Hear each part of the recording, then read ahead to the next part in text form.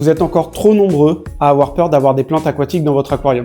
On entend souvent que c'est difficile d'entretien, ça tient jamais dans la durée, c'est souvent de l'argent jeté par les fenêtres.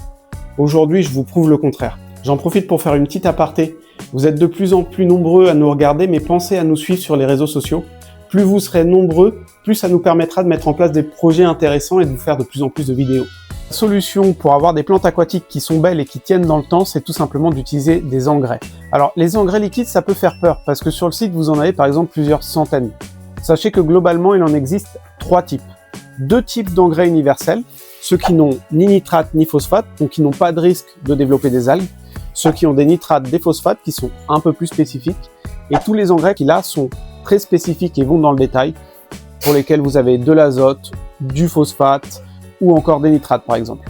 Du coup là, je vous fais une petite sélection d'engrais universels sans nitrate, sans phosphate, et je vous en parle un peu plus en détail juste après. Voilà ma sélection d'engrais universels. Je fais rapidement une petite review des 5 engrais que j'ai choisis. Globalement, ils sont tous très bien, vous pouvez leur faire confiance les yeux fermés. On a d'abord le Tropica, producteur de plantes, forcément ils savent ce qu'ils font.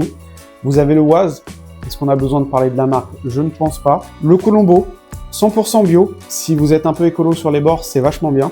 Easy Life, pareil, une gamme d'engrais historique.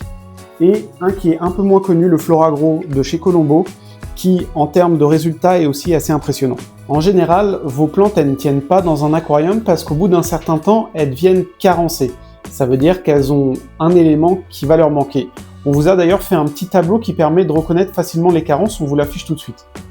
Ces engrais-là, ils sont ultra pratiques parce que vous les utilisez uniquement une fois par semaine et avec le bon dosage, vous vous assurez d'éviter toutes les carences pour vos plantes aquatiques. Non seulement vous allez avoir des plantes qui vont avoir une bonne croissance, mais qui en plus vont être très jolies.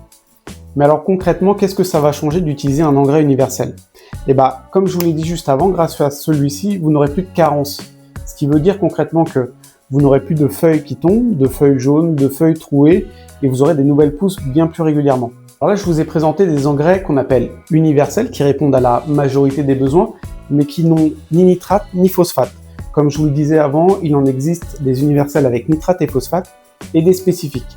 Si le sujet vous intéresse et que vous voulez qu'on aille un peu plus dans le détail, faites-le nous savoir et on vous fera une vidéo.